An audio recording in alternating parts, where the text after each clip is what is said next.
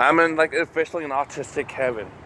Because my autistic tick has anything to do with like emergency services and military.